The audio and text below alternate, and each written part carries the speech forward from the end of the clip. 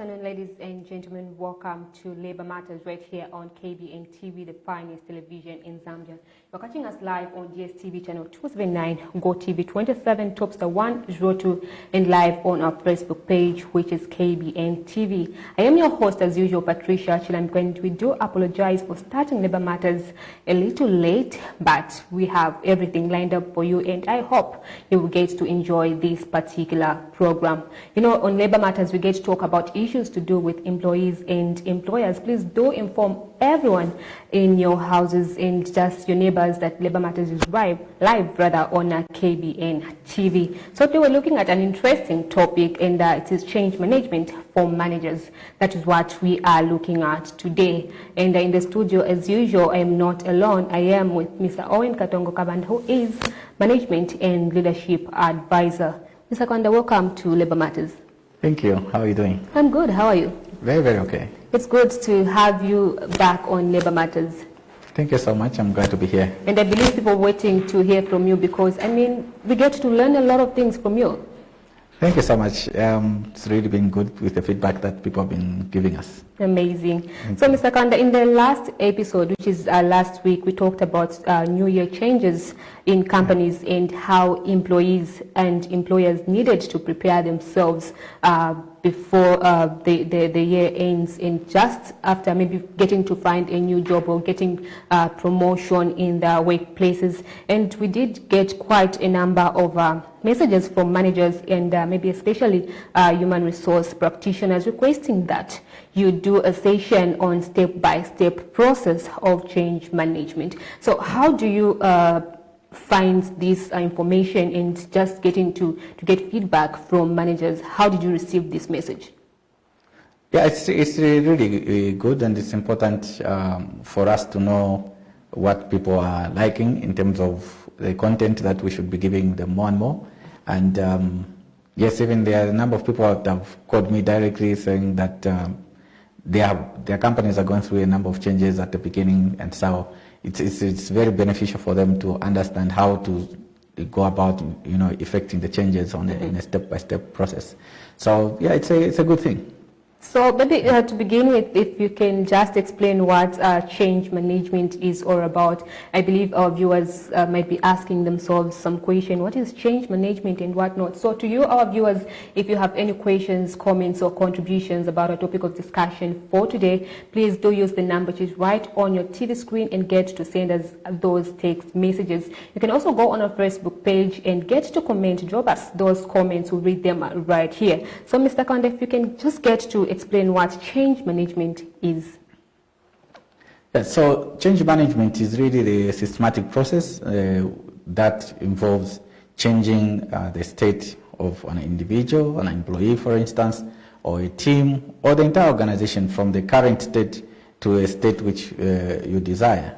So from what I've said, it's a systematic process. What that means is really is that you need to think everything through in terms of what is it that should be changed, when should this change be effected, and who is it going to affect, and then what will be the end result. So the whole change management process requires that things are done in a very coordinated way, so that things are not just happening in a manner that nobody knows what you're trying to do. Once you coordinate your change management process, then you get better results. And then it's also important to understand what is it that you're going to really be changing? What are you going to be focusing on in terms of what you're changing? Are you going to change, is it the people? We know that in many companies, when they want to make changes, the first place to change is the people that are there. Change this one, change this manager or this officer. Usually change will focus on the people. But it is also very clear from even researchers and even from the works that we do in different companies that sometimes it's not only the issue with the people. Sometimes you have to now change the processes that are in this company. So if you're trying to improve the way the company is working, or it's the way they are making their production or giving a service, sometimes you have to look at the entire process and look at what is it that needs to be changed in terms of improving those processes. Apart from processes, it could be also the financial situation of the institution. Because sometimes you change people, you can change processes, but if the financial situation of the company is still the same, again, those changes might be difficult to implement. So again, you look at that. Other times, you're really looking at systems that you have in that company. What system do we really need to have in this company so that it can, increase or improve the way we are operating? And overall, it's really a culture of an institution. So change can be effected from different angles, and that's why we're talking about looking at change management process and ensuring that everything that you are doing is well coordinated. Mr. Kabanda, change is very much important in any organization or just in an everyday life of every person. Very important. Now, how do organizations get to identify the needs for change? Yes, so Patricia, what usually happens, and I know, like you said with your viewers, that a number of managers and HR practitioners were asking for this step-by-step process. We will try to talk in general terms and try to guide to what extent we think we can go, because usually for these kind of things, companies do get consultants, and sometimes also we conduct like training. So that is why we really give the detailed step-by-step process. I think your people are trying to get things for free, eh? So, but we'll try and cover some areas. So the first part, like you've asked, is really to identify the need to change. The mistake that many people make is where you go into a company and the first thing you want is to just start effecting the changes. Now, what change are you even really bringing about? So what we normally advise is change identification. So you sit down and start working, look at how things are operating, look at the people that you have, look at the systems that are there. Then you are now looking at what are the things that you actually need to start changing. Identify the key issues that need to be changed. Because if you just rush into effecting changes, you rush into saying, we need to change this, we need to change that. What starts to happen is that while you make a change on the people, you find that maybe now there are more activities that have to be done, and the people that remain now start resisting to do those activities or duties. Sometimes they're changing a system, then you find that the system you have changed was actually working very well. So that's why we talk about the first step is the need to identify what they really need to change. Sit down. Sometimes it also works from the point of where you have come from or your knowledge about how the institution should work or a department. And so before you effect these changes or changes that you want to really effect, think through, identify clearly what is it that needs to be changed and why should this be changed. And this is very important, especially for colleagues who become like managers or supervisors, or you change your job, you are now in charge of another department or another section, or you are in charge of another company. You really need to make sure that you, first of all, you identify before you simply say this is wrong. So that when you are going to start actually effecting the change, you are really sure of what you're doing. So identification of the needs for change is very critical. Amazing, well explained, Mr. Kabanda. Now, I am thinking, and I believe maybe someone might be thinking as well, who are the stakeholders in the change management process and why are they really important? So in every company, there are people that are going to be there. And so, again, we see this time and again. Mistake that a lot of people end up making is trying to bring about a change without taking into consideration the stakeholders. In a company, for instance, let's talk about, you can have several stakeholders. You have the shareholder, you have the board, you have top management, you have supervisors, you have your HR, you have the unions, you have employees themselves, you have even just the regulatory bodies, you also have even just people from outside. So you can have all this list of stakeholders, and it's important that you look at what you need to do for each of these stakeholders, because when you want to bring about change, you may find that it does not work well with one of the stakeholders. Now let's talk about, let's start with, for instance, with the shareholders. The shareholder is that person or individual or a company that has put in money in the company to simplify things. And they are putting in money into the business because they want to make money. So if we are going to bring about any change in the business, the things that we advise managers and supervisors is that think through to what extent is this change going to benefit the shareholder at the end of the day. Because that person who put in money in this company, they are not putting in money because it's a charitable thing. They are looking to make money out of that business. So the changes that we are now going to bring, ultimately they should be beneficial to the institution and could bring some benefit to the shareholder. So you need to understand that aspect. Then you have also the board. So you have the board of directors. They are also interested in the affairs of the company. So you need to understand when you are doing changes, whether you're a CEO, you're a manager, or you're a director, or you're a supervisor, these changes you want to bring in the company, to what extent do they have the blessings of the board? So this is where it is important, and this part is really more for CEOs, because they are interacting more with CEOs and top management, because what they are doing, they are reporting to the boards and so on. So it's important that the board understands those changes that are going to be happening in the company.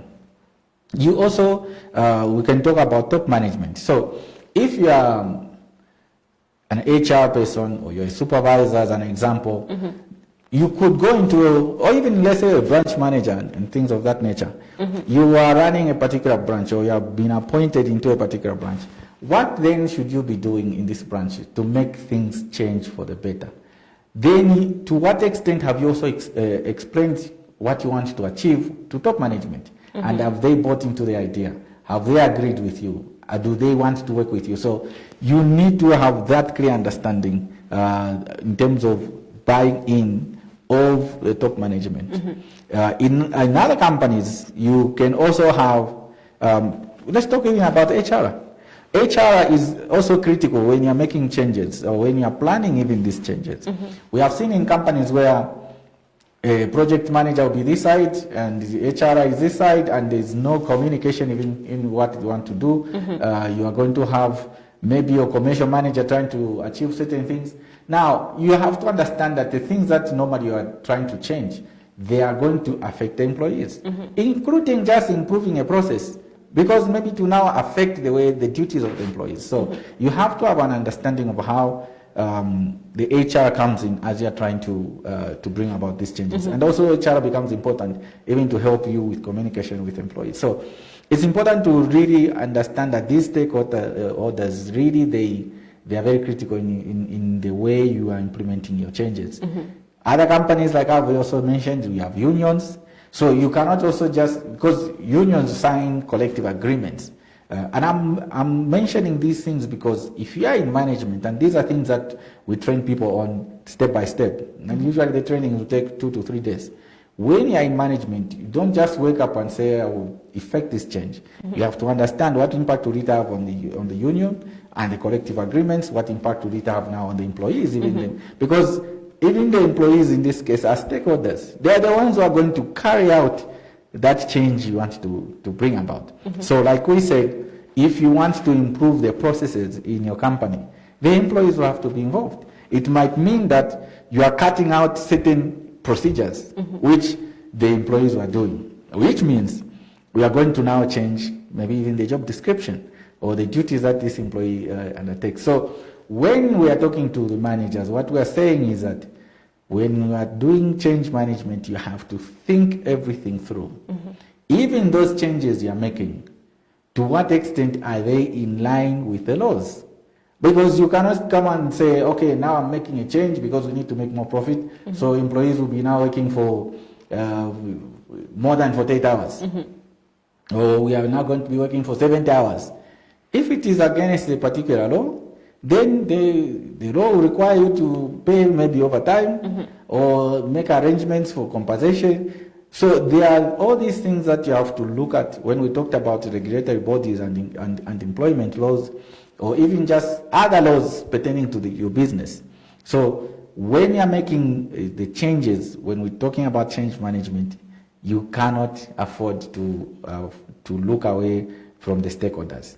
And these stakeholders that we have talked about, they are also very critical in terms of how or the extent to which they agree with you. Because sometimes they can be a hindrance, sometimes they can actually be supportive and the change you achieve it. Sometimes they want to cooperate. So that's why when you want to make changes, you have to really make sure that the stakeholders are on board with you. Amazing. You've mentioned some of the things to put into consideration before making changes in an organization. Yeah. Now, what is the process of creating a compelling change vision in an organization? Because you mentioned that it is vital to put certain things into consideration before making changes. That's very true, Patricia. So the issue is these changes you want to make. Let's talk about that change vision itself. You see, sometimes as managers, you go into a company and you want to make changes. It's not necessary that you are a new person. Sometimes it's after a workshop. We see people after coming from a workshop and now they want to bring changes. Sometimes it's after a certain board meeting, people want to bring changes. So what we are saying is that you should have that change vision. We are now saying that is where we want to go. And when we are talking about these changes, Patricia, it's not just at the company level. It could be also within your department or your section. You are now saying, I need to make this change. So the first point is that change vision. Where do you want to go? We've talked about this even in the other episode. Where exactly do you want to go? And when that thing becomes more clear in terms of where you want to go, then you can now start communicating that vision that you have. Look, if you are in a company, you can say, look, colleagues, if we did this, like this, I do think we can end up achieving that. And so having that vision is very, very clear. And you need to start communicating that vision even to your team members, even to top management or your colleagues, whoever will be involved in the company. So never ever start something without even thinking things through. That's why we say managers are paid to think. I know there's always that thing, these guys, they get so much money, they just sit in the offices. A manager should be paid to think. But we're not talking of just all sorts of thoughts, strategic thinking. That's why we're talking about where do you want to take this company? You as an individual manager or the company as a whole. So you need to see where is it that we want to go, so that when you have that clear vision, then you start taking everybody together with you. So that vision for what the change is really critical. Now, what are some of the strategies an organization needs to use to make sure that there's effective communication when it comes to change vision? Yes, so the communication part is really critical because when you look at everything, when you say in this company we want to get there, it is in your head. You will sit down in many cases. So let's say you're a branch manager, you're a head of department, you could be a commercial manager, project manager, planning manager, finance manager, whatever it is, or you're a director or a chief, or depending on whatever titles you use in your company. When you say we should be going that side, you now need to communicate. And now this is where the challenge has been, especially for a lot of managers. I usually like to joke with our colleagues in finance, for instance. The finance guy will be looking at his numbers and he'll be saying, look, we need to cut costs because we are making losses here. But how he communicates or she communicates becomes a challenge. Because for him, it is very critical. He's seeing the problem that is there. But maybe the other members of staff or the other members of management, they don't see it that way. You want to cut here, it is frustrating for the employees. Maybe the person from HR or another head of department will say, no, that's not the way we have been living. And that becomes very painful for this person who wants to have this change. So critical to everything is now focusing on how you communicate. So at a high level, there's need, like we said, we talked about the stakeholders, engage management. First of all, as a small team, even before you talk about the management, within your department, as a branch manager, as a head of department, sit down and start discussing with your team.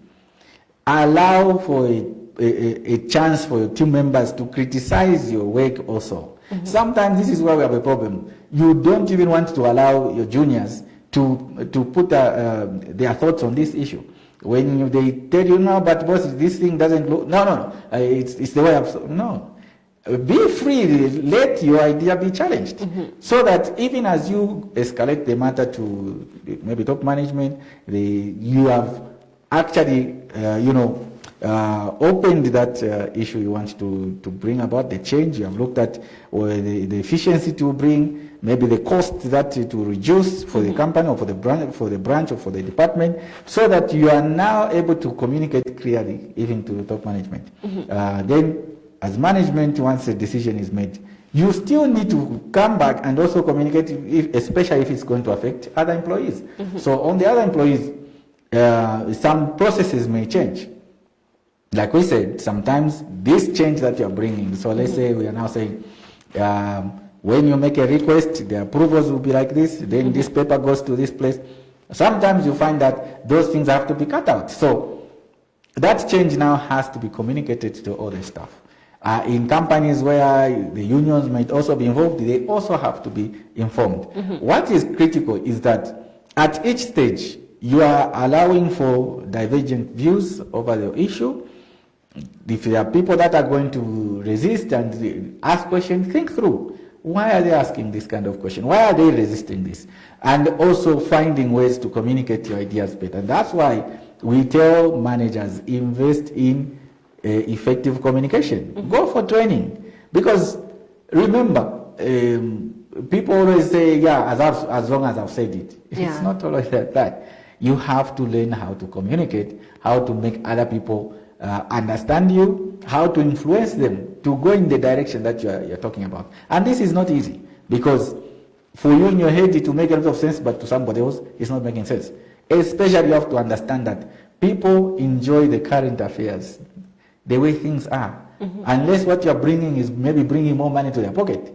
But if it is just bringing more work, no, they will not want to move to that direction. So you have to be able to communicate very well to convince them. So do you think effective communication in an organization also contributes to positive work culture in an organization? Extremely important. Believe you me, we've said this before, like you could be living in a company that doesn't even pay that much, or things are not good, but if management has understood how to manage people well, and there's communication, and things are clear. Yes, colleagues, maybe we are suffering for this period up to that period, we are projecting to do this. When there's clear communication, then you can find that people are going to start moving with you. What is also not good is lying to people. That one we always emphasize to managers, especially during the change management process. Don't lie to people.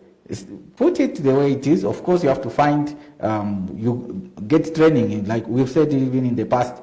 Get an expert if you have a challenge to communicate things. That's why you have consultants.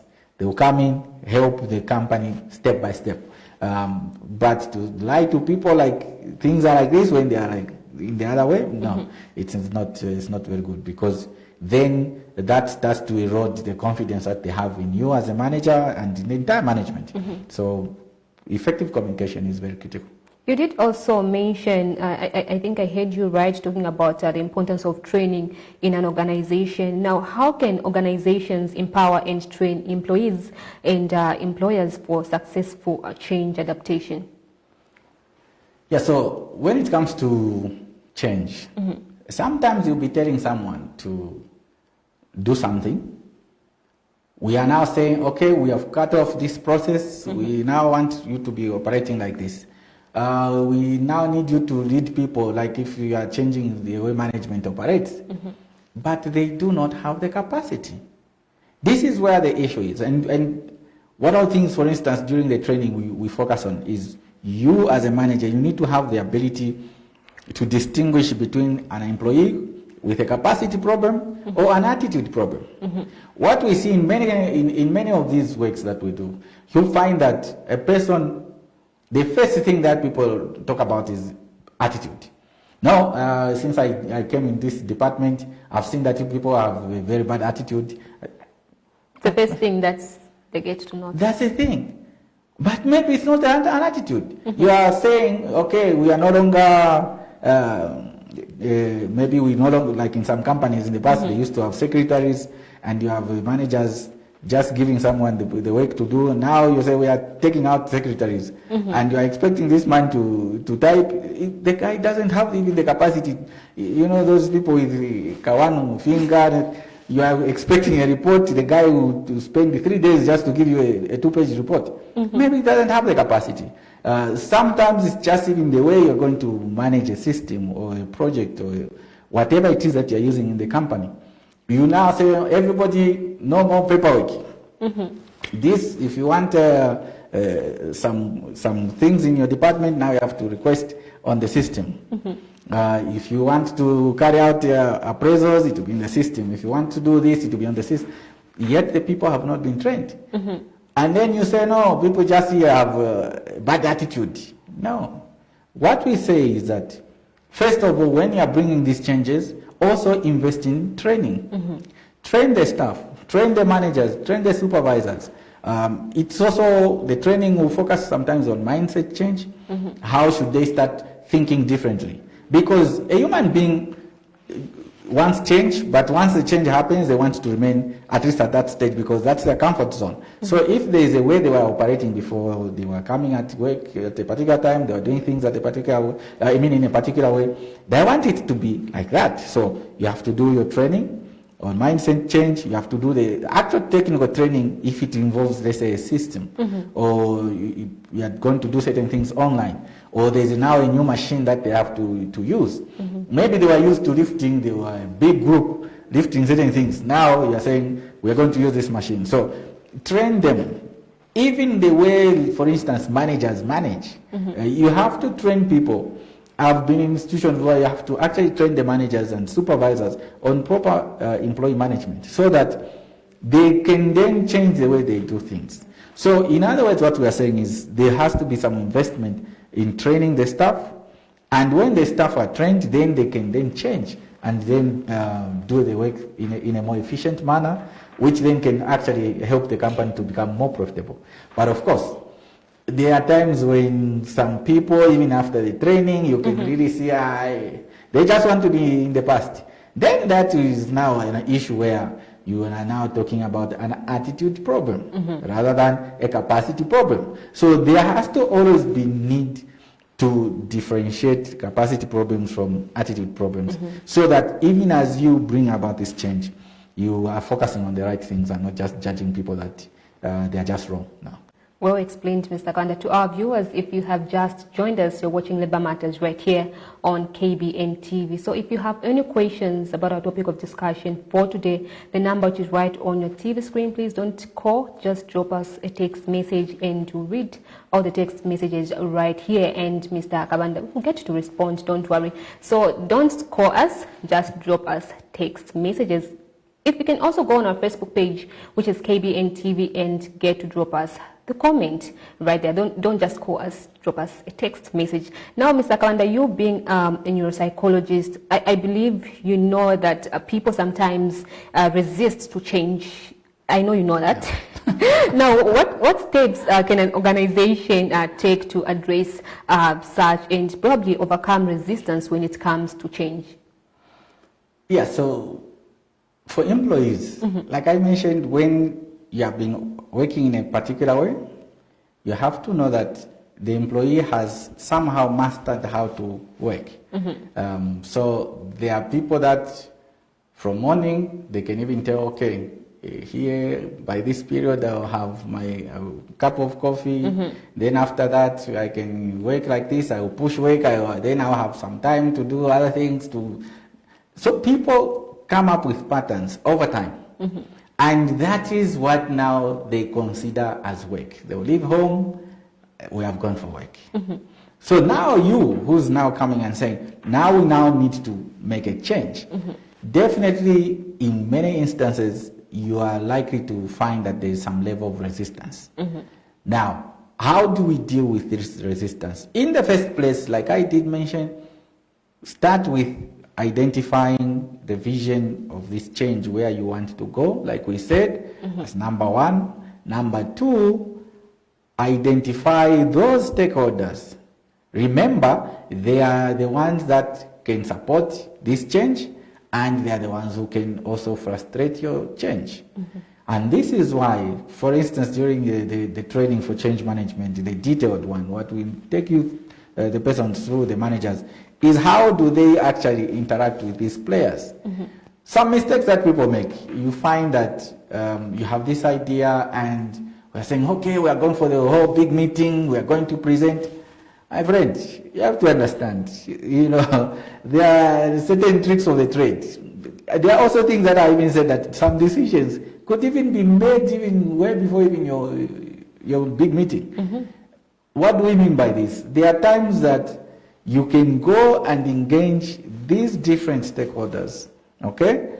Even before the formal communication, you go to the person, hey chief, this is the issue, we were thinking if we went like this. So they start now to tell you, you can even see at that point their resistance. And you now listen carefully to what their resistance is all about. Some of them is just an issue of no, it's a cultural issue. No, we can't change here. Again, you listen, and you can engage one-on-one to actually soften them, to actually make them understand, but also it gives you a chance to have insights into what their issues are. So as you engage with them, at least you can then get their support. Now, one of the things we actually say is that we have like 3 levels. You can have level 1 where somebody is actually opposing you completely 100%. You can have this the middle level where the person is not really opposing you, not necessarily supporting you, they just look. Or you can have them this side, again 100% where they fully support you. Now, what we say is that you can instead avoid this level 1 here where you have people who really, a lot of people are opposing your idea. And that's why we engage them. If you can at least even move them to this level 2, where they are just 50% agree or not agree, but at least they are not coming out.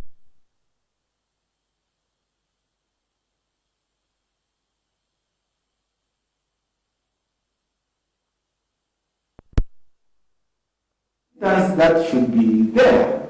You should reduce it way beforehand. And that's why we talk about engaging various stakeholders, engaging, if it's a union, have a conversation with them.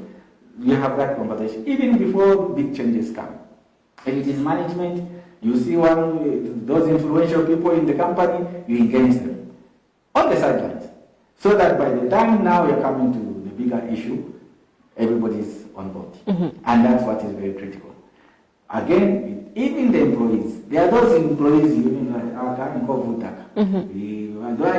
very influential. They speak to this one, that one. Sometimes you bring them. So, okay, if this is, as you engage them, you can even see their fears. Sometimes it's just out of fear. Then eventually you find that they are coming to the table. But all in all, when you have been communicating very well with everybody, you have made your presentations, and sometimes you have even started making implementation of these changes. The people that are having resistance, again, just check what is the resistance all about. Sometimes the resistance is just out of fear of the unknown, because they don't know now this process you're bringing, what is it bringing? Maybe to lead to job losses, maybe the salary is this.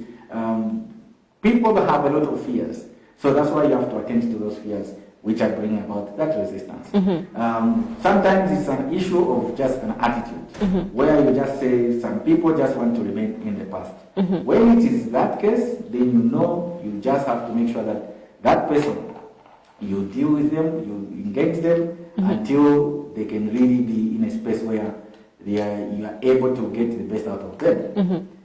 The bigger issue that also happens from the aspect of resistance is where someone or a group of people ultimately just go out to oppose you. When that happens, you then have to find a way to engage them so that at least they are on your side. So employees who after all this training, engagement, you're trying to change their culture, and you see ultimately that they are not really changing, they have just remained stuck in doing the odd things, then some decisions have to be made. This is where sometimes you find people now going to aspects of disciplinary cases. Sometimes it could also lead to an employee being separated with. But that has to be on something that is reasonable. It's not just now, this is why we say don't use emotions. No, because I want to make this change now, they are not. Why were they resisting? So don't you again use emotion. So it's very, very important. Again, on those people that resist change, it's important that you also have made the systems or the processes to be very clear. So that even when somebody wants to remain in the past, they find that there's nothing that is there for them in the past, because maybe your way of reporting has changed, the way of operating has changed. So even when they really want to get stuck in the past, there's nothing for them there. So that's what happens, and there should be a focus as you are making those changes. Mr. Kabanda, you are an employment expert, and I would like to find out, is it really important to have KPIs and get to monitor how the organization is implementing some changes? Yes, it's very important that you have very clear KPIs, like even the discussion we had in the other episode, because what happens is that if you are just changing for purposes of changing, you are not knowing really how much progress you are making.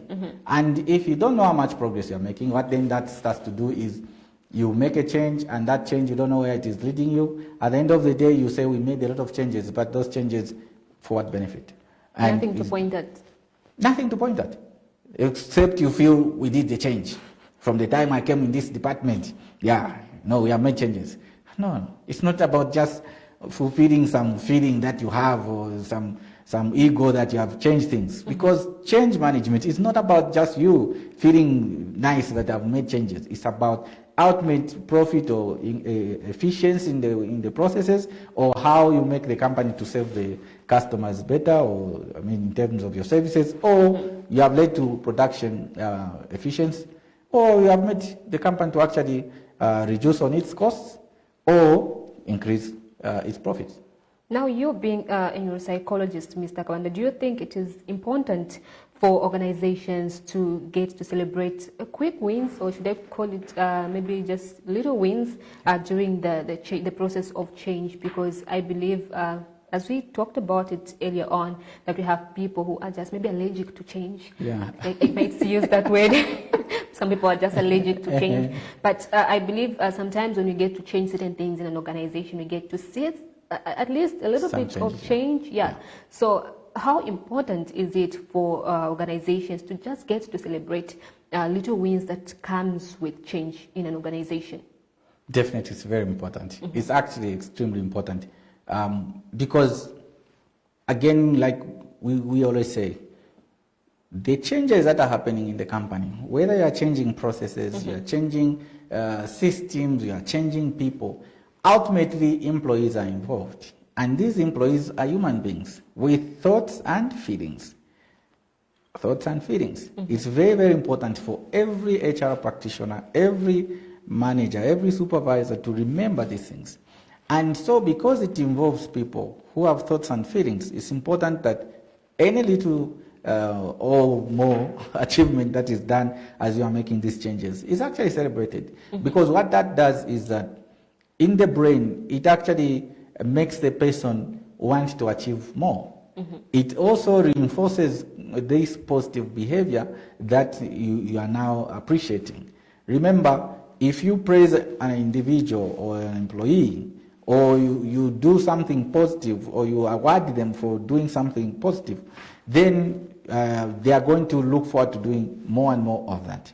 And if you punish them for doing certain things, then they will probably be doing less and less of that. So these wins that happen as you are making these changes in the company during your change management process, it's important that they are celebrated, because then they go to reinforce the positive behaviors. It also helps the employees to feel motivated to do even more, that, okay, this is a good thing that we are doing. Actually, it's bringing results. If they start to see these positive things around happening, then they will really definitely want to do more and more of that. rather than going back to the past the way things were. So celebrating those wins is extremely important. You've just reminded me back then when I was in primary.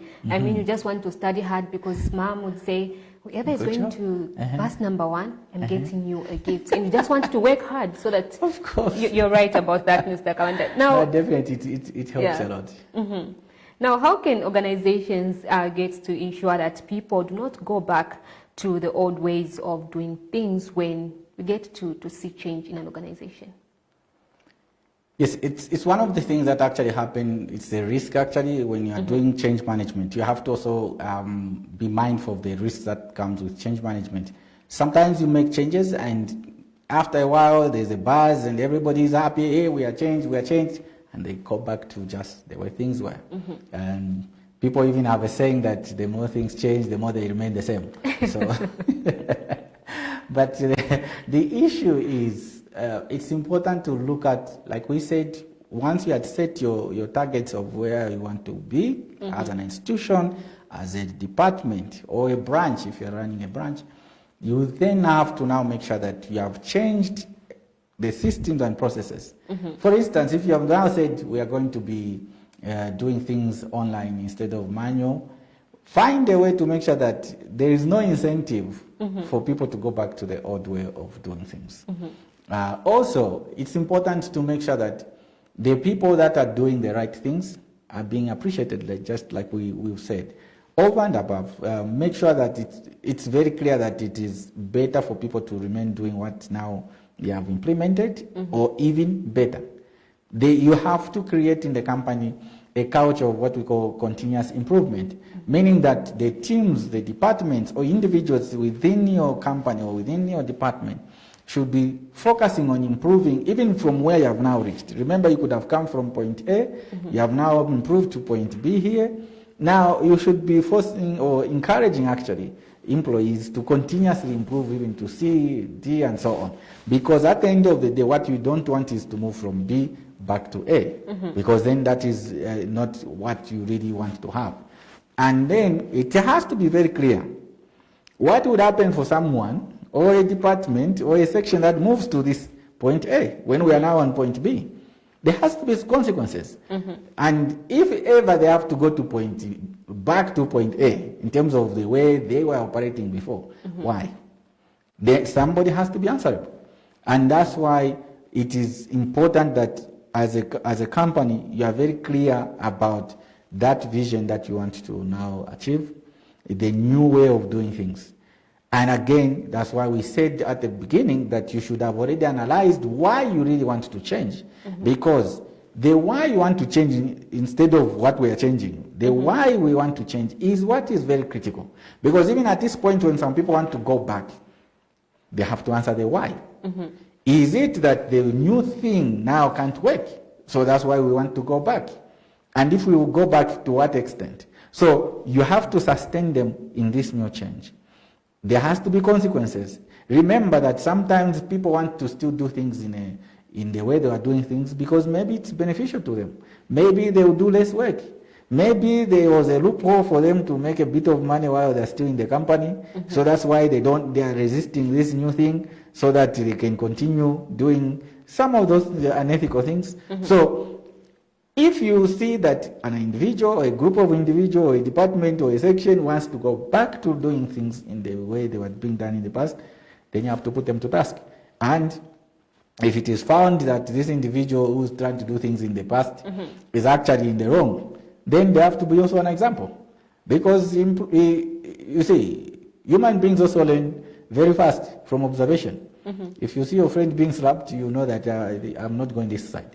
If you see your friend is touching something hot and clearly they are getting burnt, you know that you have learned from observation that that thing is not something to touch. So in this particular case, for those people that still want to continue doing things like in the past, if the colleagues see that maybe some stern action is being taken against them, they will definitely not want to go back. But again, let's focus more on the positive side of reinforcing this positive behavior and the better and newer way of doing things.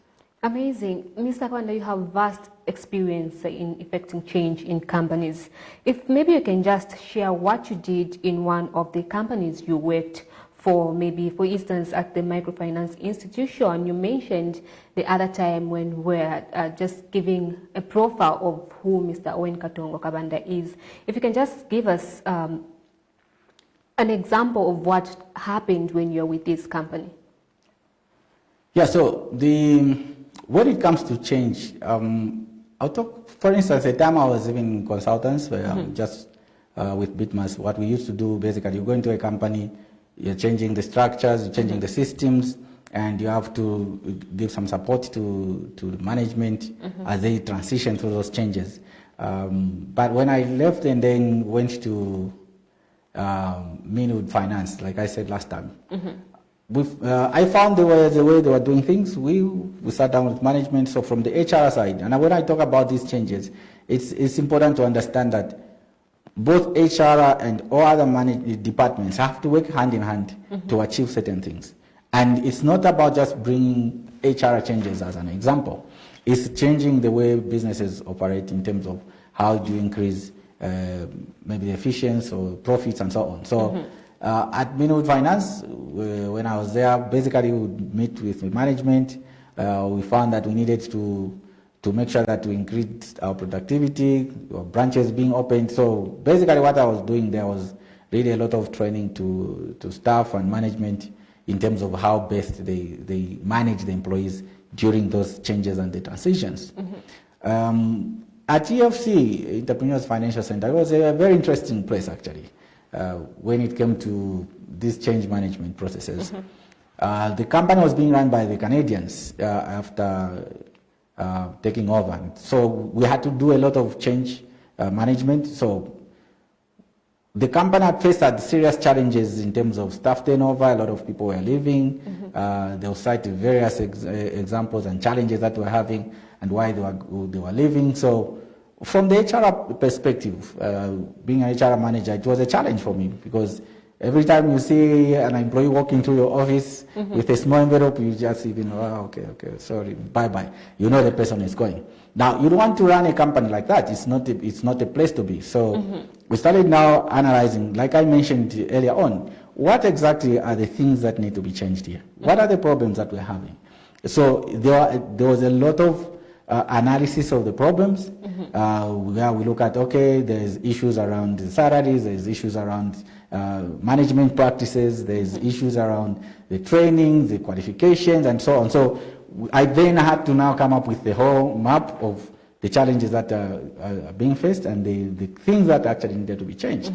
So now, like I said, you have to involve the stakeholders.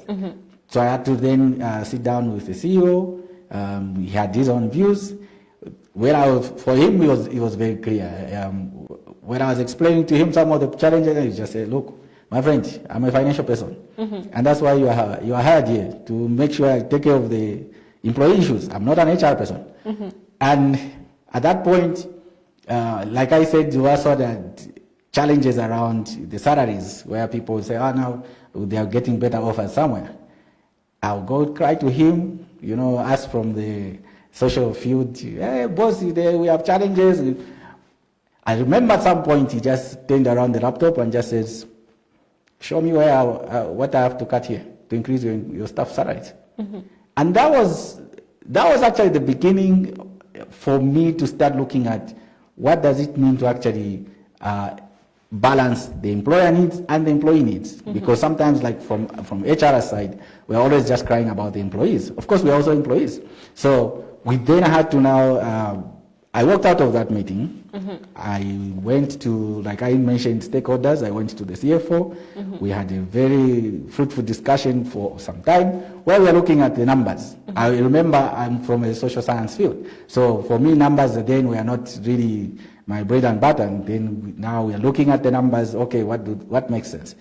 Long story short, what then we had to do was to still come up with things and activities as well as policies that allowed for the company to then have better conditions But at the same time, these conditions are not adversely affecting the profitability of the company. We had to do now even what we call salary surveys. Because, again, this is one thing I tell even HR practitioners. We like to just talk to management based on what we think or we feel, as people like to say. I always tell you, don't tell me how you feel.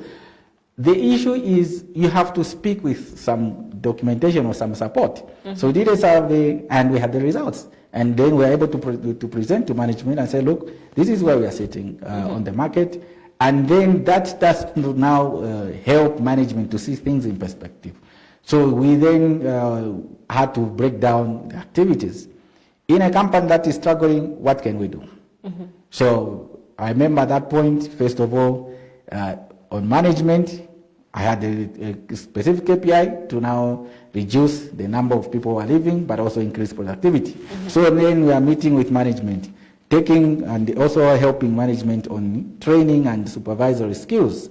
Because sometimes what you find is the people, the way they manage people, could make people leave or could make people not be happy.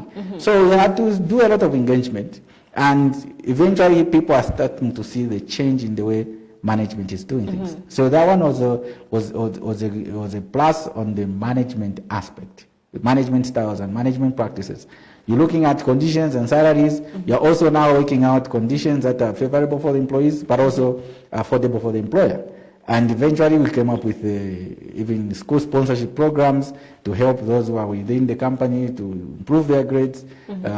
Came up with also management trainee programs to allow even young people to join the company, and also growth from within. So there are a lot of these programs that now we had to come up with to make sure that the institution now changes the way it's working. On the operation side, you also change the way even the credit officers operate. Instead of one is giving the loan, the other one is collecting, there was now a change in the model. So what I'm talking about is that things that tally in terms of how you manage employees, it's important that all departments are working together. You make those changes. Even for things like disciplinary issues, we had to work around that part to bring down the level, because sometimes officers could just every month receive warnings, and those warnings, they lost the meaning. Where people even say, nika payslip work. You understand? So just a payslip. It's just a payslip. So you have to change and say, oh, these things are not necessary. Allow and create an environment where people can feel this is the place to be. You may not be paying the highest salaries in the country, but when people are happy, they put their level best in. Amazing. They work hard, and it was a great place to be. And up to now, I interact a lot with the staff that were there. Others, even when we started them just fresh from school, they got to be promoted. So it is that kind of change that you have to focus on. What are the key issues in this company? And you start working around that backwards and then forward. Things to do with, even as you bring this change, there is resistance. But even then, like we said, you have to look at where is the resistance coming from and how can you help. Because sometimes it's just really out of fear. There were people who would say, no, if you bring people from school, they cannot work. There is nothing they know. No, we changed all that and started hiring a lot of young people. And for them, giving them an opportunity to actually gain experience. They're applying themselves. Amazing. So it's those kind of things that when we say create change, apart from the changes that we're talking about in terms of operations, systems, and so on, even from the HR side, the HR in a company should work well with other departments to then say, what do we need to bring in this company?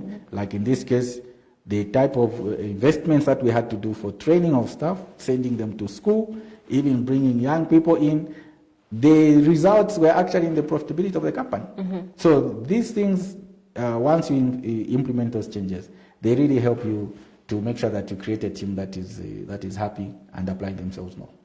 Before we read some of the text messages, and I believe when we did your profile, Mr. Kabanda, you did talk about working in a construction company. If you can just share with us briefly, because of time, what kind of change you effected in that company? Yeah, so in construction, it was also another issue, because construction is different from finance sector, where you have policies, procedures, In construction, I was working with Motor Engine. It's a company that has been in existence for over 70 years, and it has like branches in 3 continents. What that means is that you have people who have also been like with the company for over 35 years. So when they know how they operate, even in other companies and countries, you find that they would want to do things whichever way they think they should do. But what is key is, in that company, again, I found a lot of challenges around staff, the people going to courts and so on, the labor office, based on the activities or the way they are being managed. But what was key was that there was just need for management to understand the Zambian labor market. So again, to start effecting changes, it was not an easy thing. But there was a lot of support from the managing director then, Mr. Kadao. First of all, like I said, I had to sit down and identify what are the key issues, and then where do we want to go. We need to drop down these challenges, include the labor laws in the country, so that everything that is happening in the company is within the law. So they had to do change in the company policies. Then I changed also the disciplinary codes, did the trainings for the managers, just to make sure that whatever is being done is done within the laws, including the recruitment processes, so that you are not having people being recruited without knowing, and looking at the financial impact. And then the people who are in production on the roads, actually, when do they get the people? So there's that synchronization. So there had to be a lot of these changes that were done at that time. And at the end of the day, there was more efficiency, less cases, and we were enjoying ourselves. Amazing, Mr. Kabanda. Thank you very much. But before we wrap up the conversation, if we can read some of the text messages which we've received today. So this one reads, "Good afternoon, sir. Yeah, I am calling you from Chilabombwe. You come over to a named bakery, sir. Please come and investigate, or send someone. The workers are suffering. Please, in the name of Jesus Christ." Okay, next one reads, "Good afternoon, enjoying the show. Talking of change, this should be a gradual process. People or employees need to understand the need for the change, and explanation should be in plain language, and like hiding important information, and change should be beneficial to both parties, that is employer and the employee." That's true. "We need labor officers to visit some company. People are suffering more, especially in farms." This one's coming all the way from Kazungula. "Enjoying the show. So, Mr. Kabanda, what can you say about those supervisors who make the employees overwork without considering their complaints?" This is coming from Kafue. Okay.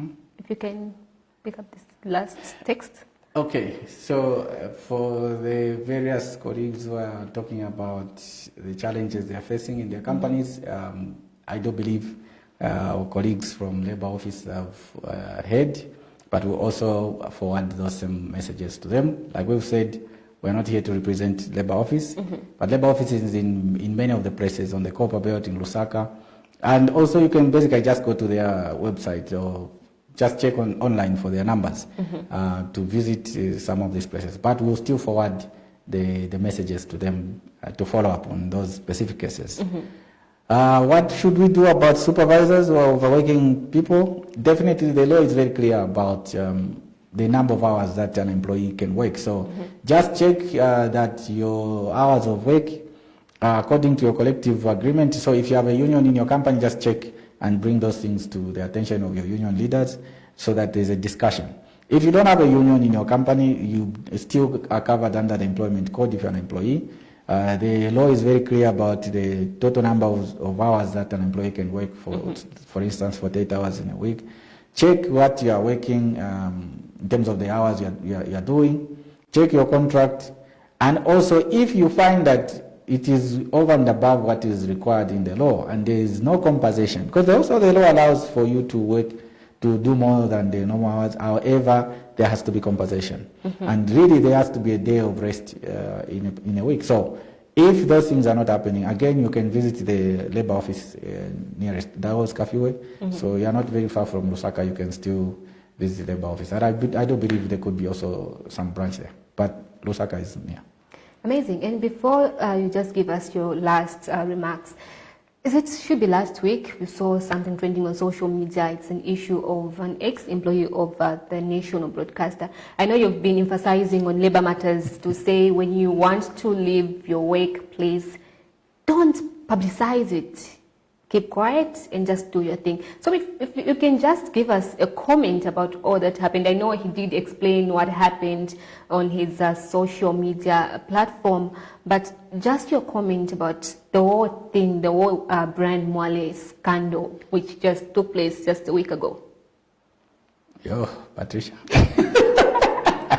No, we're on labor matters, so we just want to close this program today, just getting your comment. Just give us a view about all that happened. So, in the first place, so like we've said before, when you want to leave a company, just do your applications. First step, when you do your applications, you attend interviews, you reach a stage where you're offered employment. Normally we say just keep quiet, okay? When you are offered employment, again, there's step 2, you have to check what is called conditional offer. We cannot comment really on the details of that case of Brian because we don't have access to the contracts and as well as what exactly was happening. But what we normally advise is that check the offer itself. There's what is called conditional offer, where, for instance, they'll give you an offer, but they say subject to maybe you bringing medicals, or you passing police clearance, or whatever other clearance that could be there. So it's always important for employees to check those kind of clauses. I know that contracts are very huge in many cases, so employees will not maybe sometimes read everything, or even if you read, sometimes you don't understand what it means. What is key is that during that process, I would say just keep everything, make sure that you have done your engagement formalities with the new company, because there are so many processes that sometimes a new company may want from you before you can actually get hired. If you pass those things, then you come back to the employer, the current employer, then you resign and you leave. It's very, very important. For the offers which normally would take place after a couple of weeks or months and so on, and you need to serve notice from the employer, again, we always say check the mood in your employer and how professional they are and what happens in your company before you can resign. Because the law does not require you to actually even give a lot of explanations as an employee. The work is on the employer if they want to separate with you. But as an employee, you just resign. You can set off your days or basically just resign and give the notice and serve notice. There are all those provisions. With regards to that issue of you go and they offer you and then they take away the contract, again, we do not know the details of that contract and to what extent it was signed by both parties.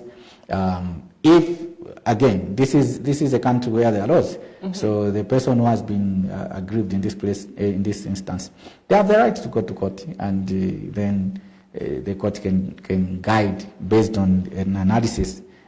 Like I always say, we don't comment on things that have not been brought to us, and because we can only comment when we have reviewed every case in its entirety. But over and above, to everybody who, I know we have been talking about changes as employees, you want to change employment, just follow a due process. Again, even these things of, you can, like I've said, when you are making applications, it's not necessary to be telling everybody, I'll be leaving, I'll be doing what. It's not necessary. When you just have everything sorted out, then leave. In a professional manner, say bye to everybody. If there are people who want to say, I hear people say, no, people want to say bad things, they can badmouth you, those things are not necessary. It again will depend on the new employer if they want to entertain such kind of stories. I think viewers have learned one or two things from what you just explained, Mr. Kabanda. Under 30 seconds, if you can just give us your final remarks to maybe just a word of encouragement to employees and employers as they deal with changes that may be happening this year. Yeah, so we've been talking really about change management. For the employers, it's really to make sure, like I've said, be very strategic about the change you want to make. There have to be clear step-by-step processes to follow. There has to be clear communication to the employees just to make sure that the employees understand what is happening. And make sure that this change that you're bringing is for the benefit of the institution. And you're going to also make those who are making the changes to be rewarded so that you are making the company to continue going forward. For the employees, it's again to see that the changes that are happening could be necessary, and they have to find a way to adapt. Because if you can't adapt, then it becomes a challenge, and you may end up finding yourself out of an institution. What we want is to have a workforce, employees who are working very well, even in the midst of the changes, they're able to apply themselves. And eventually the changes will pass, and you continue enjoying a new culture in that company. Thank you very much for making your appearance once again on Labour Matters. Thank you so much for having me. Amazing. You've been watching Labour Matters right here on KBN TV, the finest television in Zambia. Please don't forget to follow KBN TV on all social media platforms, and Mr. Owen Katongo Kabanda, such as TikTok, Facebook, and Instagram. You don't want to miss beautiful, amazing conversations. Please do follow them on all social media platforms. Until next week, I have been your host as usual, Patricia Chilambiko. And remember, Labour Matters, it is a KBN TV and Mr. Owen Katongo Kabanda's program, which comes every Sunday from 14 to 15 hours. Please do make a date with us next week. Same time, same channel. From me, it's goodbye and God bless.